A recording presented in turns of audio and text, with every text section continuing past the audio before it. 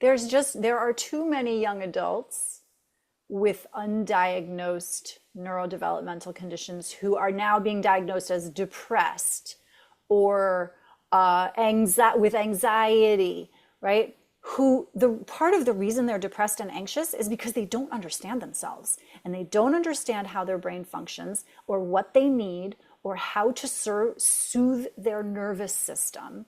They don't know anything about that. Gabriele Nicolet, thank you very much for being back on the show today. How are you? I am well. Thanks for having me, Andrew. We had you on back in December when you talked about ways to validate your child's emotions. That was a wildly popular episode. We got a lot of positive feedback. And so we're thrilled to have you back on to talk about a variety of issues, I think, today. Why don't we just tackle some of these? The first one is, why should parents tell their children what their diagnosis is? And we've heard both sides. So what are your thoughts about that? Yeah, I think it is, number one, it's complicated. So there isn't a one size fits all answer. And I also think that in general, people, and kids are people, should be empowered with knowledge about their own brains. And I'll give you a personal example, actually. When my daughter was in fourth grade, we noticed that she was losing things, not completing homework assignments. We kind of, we kind of noticed some things were up. And we took her for a neuropsychological evaluation. And the way we explained it to her was, we are going to learn about how your brain works. What it likes, what it doesn't like, what it's good at, what it's not so good at. And we're going to learn about your brain. She was all in. She had such a good time. To this day, she's 18. She remembers the test days as two of the best days of her life, where she felt very taken care of, very successful. Things were hard in a good way. And the results of that neuropsych were basically that, yeah, she had some attentional kinds of things. She had some maybe word finding kinds of things. Actually, one of the interesting findings was that she could do very complex math, but was likely to make very simple mistakes in basic calculation. So like addition, subtraction, that kind of thing. And the doctor said, do you want a diagnosis of ADHD or not? And we were like, meh. And he said, fine, she's, right on the line. But here's what happened as a result of this evaluation. My daughter understood why she made simple mistakes in addition and subtraction. So she didn't beat up on herself for it. She accepted that about herself. And she said, yeah, my brain's not so great at this simple kind of stuff, but I'm really smart. And having that knowledge, number one, having the evaluation, but also having the diagnosis, which again, we didn't get, but yeah, there's some stuff here that would indicate maybe your brain is a little bit ADHD. It gave her power, and it gave her motivation also, by the way, to put in strategies that she knew were going to help her brain. And this is the trap that a lot of people fall into, which is, I want my kid to use these strategies because they've got a disability, but I haven't explained my kid's disability to them and they don't want to use the strategies. They resent the hell out of the strategies because they feel like they're being forced to and they don't have buy-in about why they should. And so again, when you tell your child, what you tell your child is dependent on you, on your child, how you want to do it, all of that.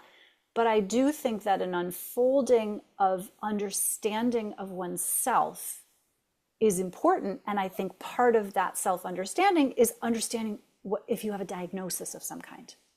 In your experience, why may parents be hesitant to share the diagnosis with their child? What is the fear or concern around that? I think the fear is that they're going to feel less than, that they're going to feel bad, that they're going to feel different.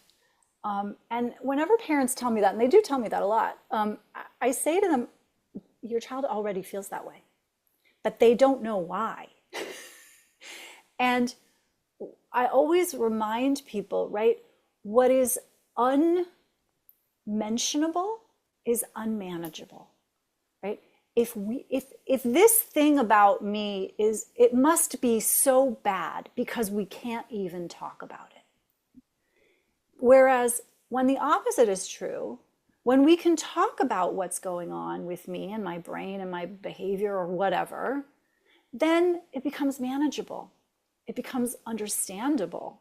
It becomes, I'm going to make up a word, integratable into my experience, rather than this like nagging feeling that something's off, but nobody's really telling me what it is. Sure. I can imagine there's a lot of fear around the unknown, and being able to understand what you're dealing with, it can be very helpful. What is unmentionable is unmanageable. That's a great term. Yeah, we're all so different that it makes a lot of sense for us to learn how we operate and what we can do better and why we don't do so well sometimes. I think there's also a fear of parents, hopefully less so now with the younger parents, but certainly for anybody who grew up in the 80s, 70s, for sure, 90s even, special education, words that were used to describe children with learning disabilities, policies that were put into place. Like, there is a bad history of the way children used to be treated when they were different. And I suspect that some of those are still happening today, right? We all have brains that function differently. They're good at some things and not at others. And so this notion of like being good at school as being the only way to measure success or worthiness, I think parents have that fear for their kids, that their kids are not going to be taken seriously, that their kids are going to be treated poorly if they have a learning disability. And so they're reticent to expose that idea or that fact to their kids and therefore to the world. So I think there's like a fear aspect there as well of the educational system, which again, maybe is still founded. I tend to counsel parents to err on the side of more information rather than less. And you're right, there is much more understanding and awareness and resources available today. And we find that many kids already know that there is something off, as you just mentioned. They already know about ADHD. They already know about a lot of the neurodevelopmental disorders. So it's actually not so much of a surprise as parents might expect. So giving them some vocabulary and some explanation around that may just help fill in those blanks or those gaps or those wonderings that you discussed. Just think there are too many young adults with undiagnosed neurodevelopmental conditions who are now being diagnosed as depressed or with anxiety, right? Who the part of the reason they're depressed and anxious is because they don't understand themselves and they don't understand how their brain functions or what they need or how to soothe their nervous system. They don't know anything about that. And that is a tremendous disservice. I mean, I have worked with people who got to be, adults who didn't understand that their nervous systems were basically on fire since the time that they were 5 years old. And they didn't put that together with their mood. So I just think it's a huge, we do kids a service when we explain to them things about their brain. Of course, yeah. And many of those struggles manifest outwardly as behaviors or identifiable symptoms, but they may have a neurodevelopmental cause. We refer to the anxiety that you mentioned as neuroanxiety, and it may be due to the sensory struggles or the gaps in reasoning versus output. It just doesn't add up. And so while they may not have a term for it, they know something is off. They're not operating at full potential, and some things are a little bit harder than they should be. So that's a fantastic explanation of that. This may be a good point to segue into another one of the issues that we wanted to talk about. You'd mentioned why it can be helpful to let kids be full of themselves at times. And this may relate to some of the diagnostic issues that we were just discussing, but just as far as parenting goes in general, can you talk a little bit about that? Because you are the Toddler Whisperer and you work with parents everywhere. So this might be a little counterintuitive for parents listening. Can you touch on that? Oh my God, I'm so glad you asked me that. Okay, so when I say, so we have this expression, right? Don't be so full of yourself, like it's a bad thing. But here's the problem with that. And I have a really strong, like, visceral physical reaction when people say that. It's an attempt to keep kids safe, keep them in line, keep them from being hurt or bullied or whatever it is, right?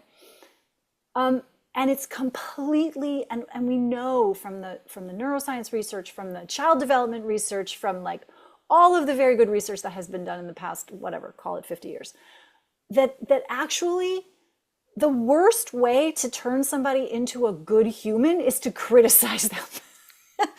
And so what I would like to see, and too often I don't, because the kids I get called in to help and the families that I get called in to help are having the opposite experience. But here's what I want to see. I want to see a toddler, a 1-year-old, a 2-year-old, a 3-year-old, a 4-year-old, a 5-year-old even, who is so filled with their own self, their own essence, who is full of themselves.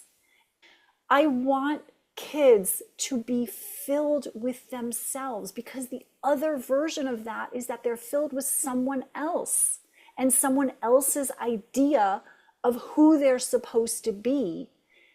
And we can sit here and say, yeah, but they have to learn about the world and they have to learn about, yes, they will. But let's let them be filled with themselves first.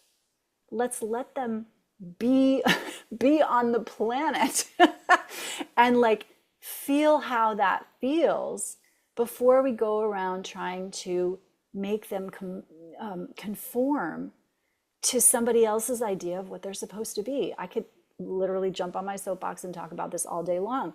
But a 2-year-old who says no to their adults, who wants to do this but not that, and who does not want their hair brushed and wants to wear boots in July, that is a kid that I love. So you're okay with kids saying no if they don't want to do it? Please let your kids say no. If we want to raise discerning, competent adults, we must allow those future adults to say no. And when does the no arise?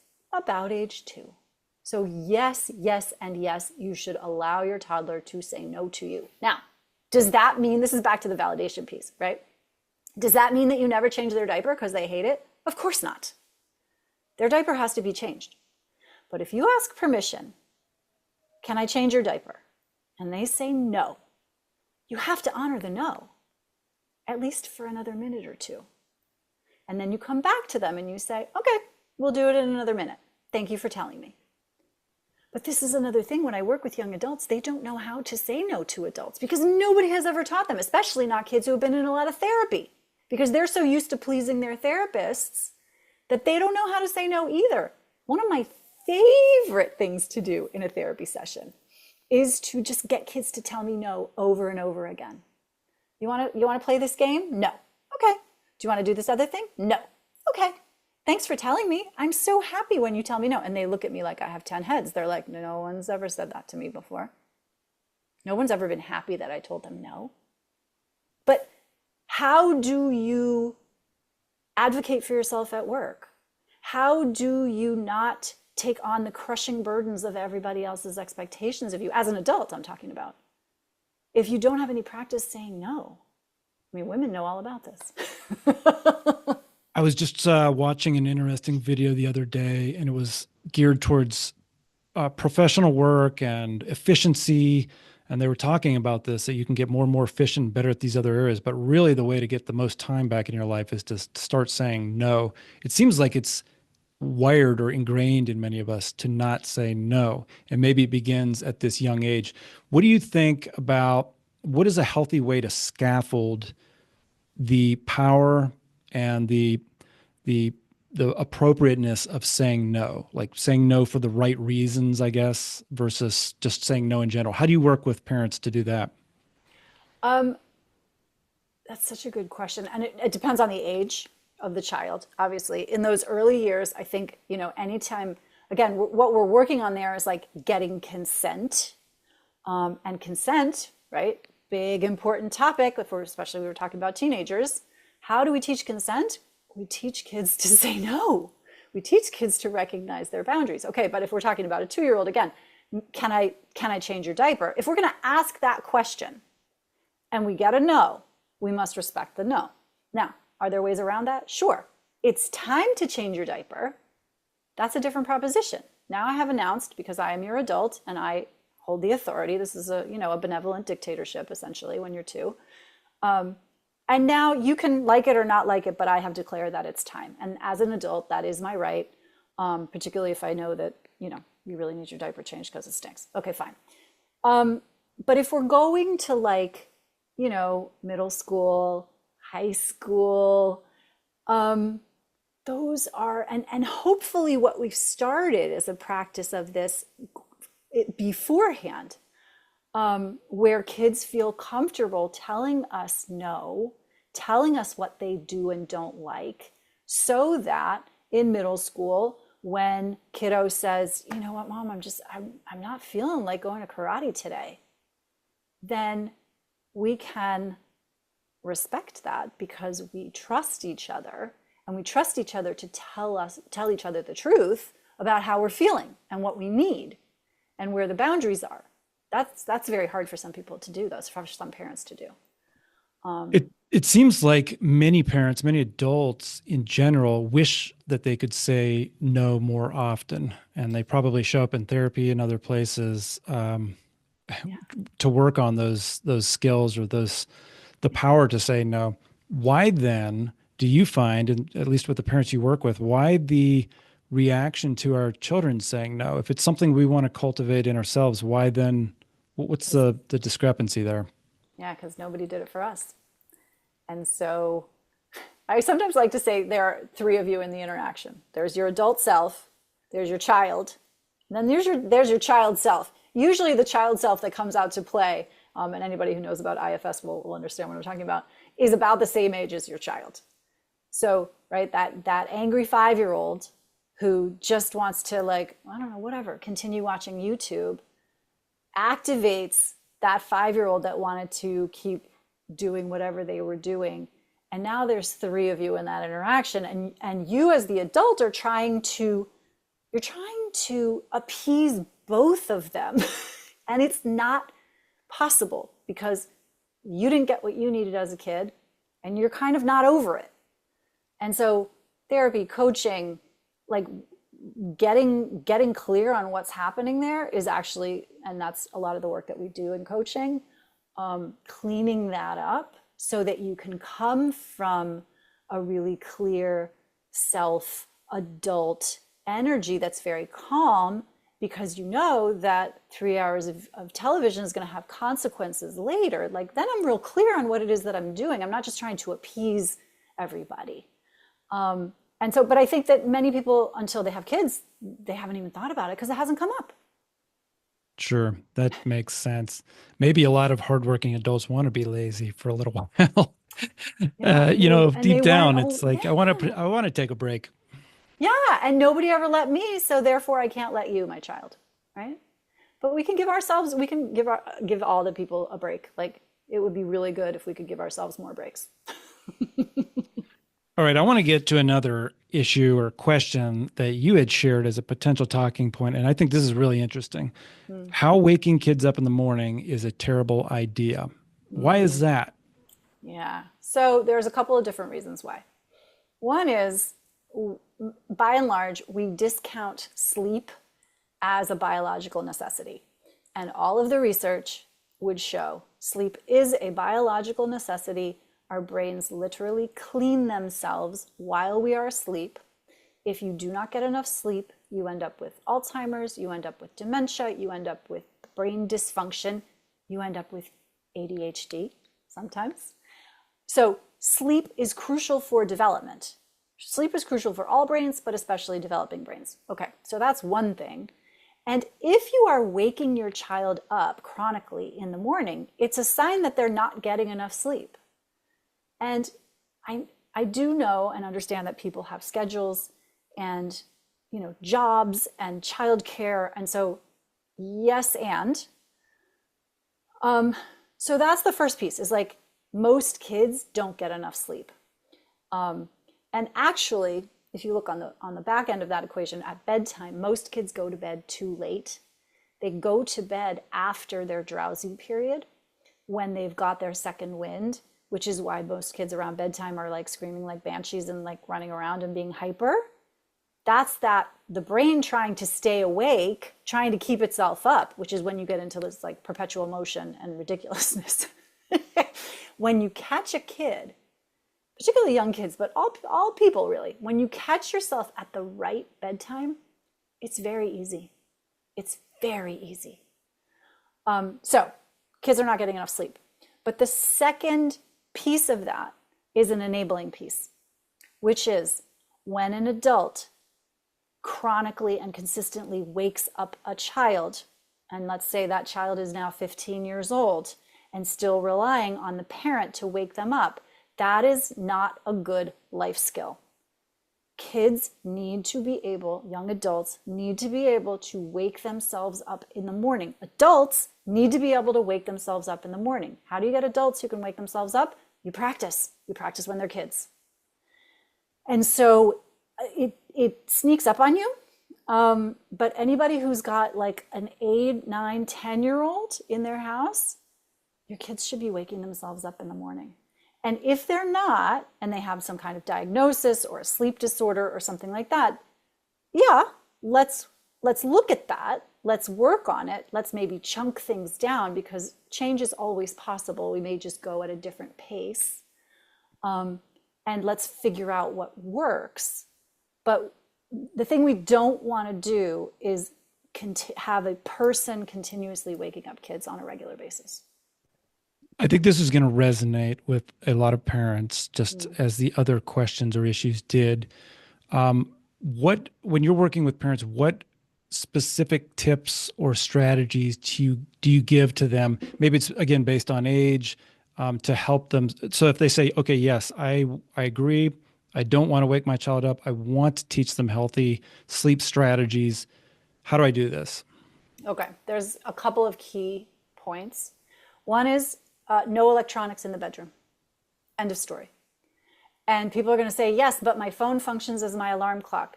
You can buy a $25 alarm clock on Amazon.com or at Walmart, wherever you get your stuff. Buy an alarm clock for that purpose. No electronics in the bedroom. There's lots of no electronics 2 hours before bed. Okay, fine. But let's just keep it out of the bedroom for now. Get enough sleep. Make sure, play with bedtime if you can. And if you have an older child, you can they should be in on this. You'd be like, so listen, I just heard this podcast. Oh my gosh, turns out your brain is cleaning yourself at night. We got to get on this sleep train. Take it seriously yourself. Model that behavior. Model the electronics being out of the bedroom. Normalize that at your house. Normalize bedtimes that are consistent. That's the other thing. People let their kids stay up late on weekends. It's actually pretty terrible. The research shows that 15-minute increments matter. So that I found that kind of fascinating. It's not an hour. It's not 30 minutes. It's 15. So consistent bedtime, getting them in on the deal. And then working with your child. So again, if you've got anybody over the age of 8, 9, what's going to work for you, kiddo? Turns out you're supposed to get yourself up in the morning. Oops, sorry, we didn't know. Now we do. What do you think? Should we put the alarm clock next to your bed? Let's try that for 3 days. Oh, you missed the bus. Yeah, okay. Let's move it across the room so that you've got to get out of bed in order to turn it on. Oh, that didn't work either. Okay. So now this is where you can get creative, right? So every kid is different. Maybe an intermediary step to, rather than the parent coming into the room to wake up the child, maybe the door is going to be open and we're going to play some music outside the door on an alarm, right? So you can fade yourself. You don't have to go cold turkey and be like, well, it's all on you now, kid. So reasonable steps toward independence. Your points about predictability and routines and also modeling really caught my ear. And I wonder if there are parents listening to this who enjoy their bedtime routine. Maybe they read or have some tea or whatever it may be.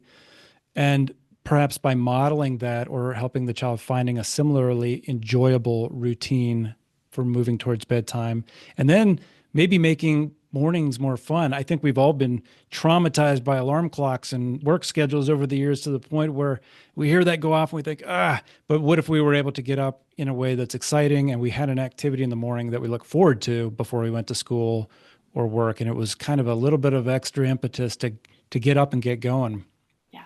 Yeah, I love that. I mean, dance party is a really great way to, number one, burn some exercise, number two, have some music, which we know changes our mental state. And it's a really, music is a connector. So, if you, and it takes the average length of a song is 3 minutes. So that's a totally doable way to juice up your mornings. I agree with you. Yeah. What's a special treat? What's a special routine? What's a special moment that you're going to have? I have a friend who would do morning cuddle time.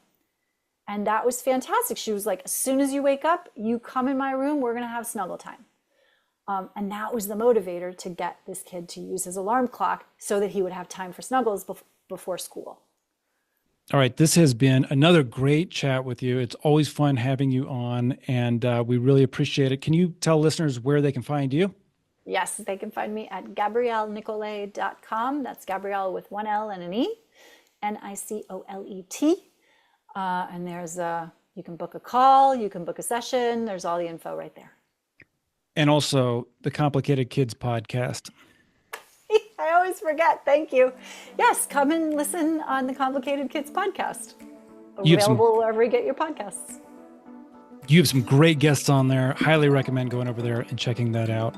Thank you very much. Have a great rest of your week, and we look forward to having you on again soon. Thanks so much. It was a treat. That's it from us today. As always, you can find more information as well as resources on our website, individualmatters.org. We hope you'll join us at the next podcast, where we'll continue to explore topics around successful living, learning and education, and child development, and share ways to help you live a more positive and fulfilling life. The preceding information is not intended to provide or serve as medical, clinical, or educational advice. Individual Matters is not responsible for the accuracy of guest statements. All information should be validated independently. Please consult with your doctor, mental health provider, attorney, or other appropriate professionals before making any personal decisions for yourself or those in your care.